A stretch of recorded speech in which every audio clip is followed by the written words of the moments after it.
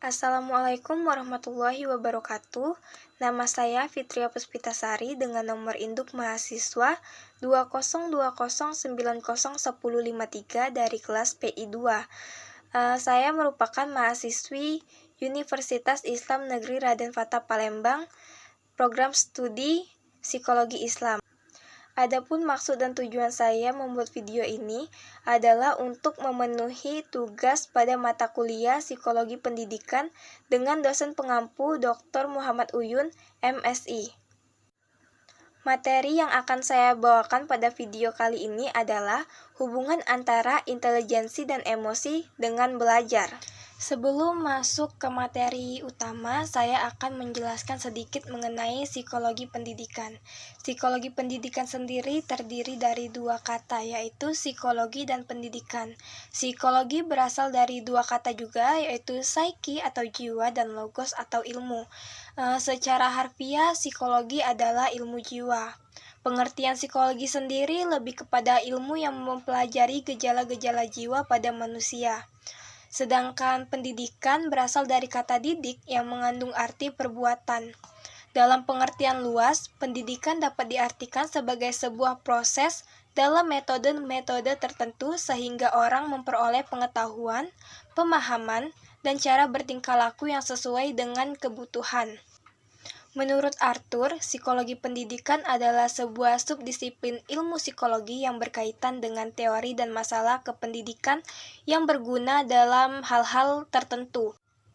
Sedangkan menurut Mason dan Martaria, psikologi pendidikan adalah ilmu yang membicarakan segi-segi kejiwaan daripada lapangan pendidikan. Para ilmuwan sendiri membagi psikologi menjadi dua golongan, yaitu psikologi metafisika yang berfungsi menyelidiki hakikat jiwa seperti yang dilakukan oleh Plato dan Aristoteles. Sedangkan psikologi empirik menyelidiki gejala-gejala kejiwaan dan tingkah laku manusia dengan menggunakan pengamatan, eksperimen, dan pengumpulan data yang berhubungan dengan gejala-gejala kejiwaan manusia. Menurut Bapak Ki Hajar Dewantara sendiri yang merupakan Bapak Pendidikan Nasional Indonesia, pendidikan berarti menuntun segala kekuatan kodrat pada anak-anak itu sendiri, agar mereka sebagai manusia dan sebagai anggota masyarakat dapat mencapai keselamatan dan kebahagiaan setinggi-tingginya. Pendidikan itu sendiri tidak dapat dipisahkan dari masalah-masalah yang berkaitan dengan belajar dan pembelajaran. Karena dalam pendidikan, pembelajaran memiliki peran yang signifikan dalam menentukan hasil pendidikan. Berbagai aspek dan faktor terlibat dalam proses pendidikan secara keseluruhan. Hal tersebut disebabkan karena tidak ada pendidikan yang secara sendirinya berhasil mencapai tujuan yang digariskan tanpa interaksi dari berbagai faktor pendukung yang ada dalam proses pendidikan itu sendiri. Belajar sendiri merupakan proses di mana tingkah laku ditimbulkan atau diubah melalui latihan ataupun pengalaman. Di dalam dunia pendidikan sendiri, masih banyak masyarakat yang beranggapan bahwa intelijensi atau kecerdasan intelektual merupakan faktor internal sebagai penentu bagi kesuksesan atau keberhasilan seseorang dalam belajar. Sebagian orang menganggap bahwa hasil tes intelijensi atau tes IQ yang tinggi merupakan jaminan bagi kesuksesan dalam belajar. Sehingga seringkali kegagalan belajar pada anak yang memiliki IQ yang tinggi akan menimbulkan reaksi berlebihan berupa hilangnya kepercayaan pada institusi tempat anak tersebut belajar atau pada institusi yang memberikan diagnosa IQ itu sendiri. Nah, di sini kecerdasan emosional menjadi salah satu faktor terpenting dalam proses pembelajaran. American Psychological Association atau APA mendefinisikan emosi sebagai pola respon kompleks yang mencakup faktor pengalaman, perilaku, dan fisiologis yang digunakan untuk menangani masalah atau peristiwa penting secara pribadi. Goleman sendiri mendefinisikan kecerdasan emosional sebagai kemampuan seseorang dalam mengenali emosi, mengelola emosi, kemampuan memotivasi diri, kemampuan mengenali emosi orang lain, dan kemampuan dalam membina hubungan dengan orang lain. Kualitas emosi ditentukan oleh interpretasi tertentu dari peristiwa tersebut. Misalnya aja nih, ketakutan bakalan lebih mungkin terjadi apabila interpretasinya mencakup suatu ancaman. Contoh lainnya adalah rasa malu akan mungkin terjadi apabila interpretasinya mencakup atau melibatkan ketidaksetujuan dari orang lain. Di sini ada beberapa faktor yang dapat mempengaruhi kecerdasan emosional seseorang. Bagi Goleman sendiri, kecerdasan emosional dibagi menjadi dua faktor, di antaranya yaitu faktor internal dan juga faktor eksternal. Goleman berpendapat bahwa faktor internal adalah faktor dalam diri individu yang dipengaruhi oleh keadaan otak emosional individu. Otak emosional dipengaruhi oleh amigdala, neokorteks, sistem limbik, korteks prefrontal, dan hal yang berada pada otak emosional. Sedangkan pengaruh eksternal merupakan kebalikannya, yaitu faktor yang datang dari luar individu dan mempengaruhi atau mengubah sikap pengaruh luar yang bersifat individu. Dapat secara per orang, secara kelompok, antar individu dipengaruhi kelompok ataupun sebaliknya. Juga dapat bersifat tidak langsung, yaitu melalui perantara seperti media massa, baik cetak maupun elektronik, serta informasi yang canggih lewat jasa satelit. Beda dengan Goleman, Agustian membagi faktor-faktor yang dapat mempengaruhi kecerdasan emosional menjadi 3 faktor, yaitu faktor psikologis, faktor pelatihan emosi, dan faktor pendidikan. Faktor psikologis sendiri merupakan faktor yang berasal dari dalam diri individu, yang mampu membantu individu dalam mengelola, mengontrol, mengendalikan, dan mengkoordinasikan keadaan emosi agar termanifestasikan dalam perilaku secara efektif. Sedangkan faktor kedua adalah faktor pelatihan emosi. Agustian sendiri berpendapat bahwa kegiatan yang dilakukan secara berulang-ulang akan menciptakan suatu kebiasaan, dan kebiasaan rutin tersebut akan menghasilkan pengalaman yang berujung pada pembentukan nilai atau value.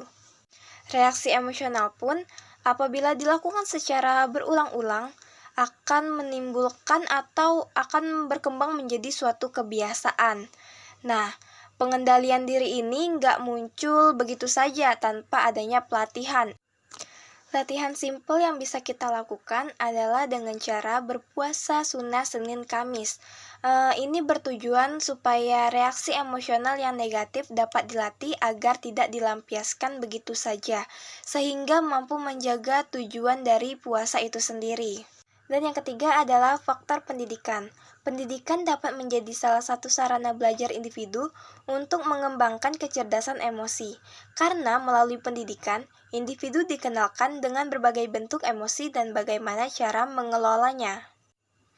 Pendidikan ini pun tidak hanya berlangsung di lingkungan sekolah saja, tetapi dapat juga di lingkungan keluarga ataupun lingkungan masyarakat.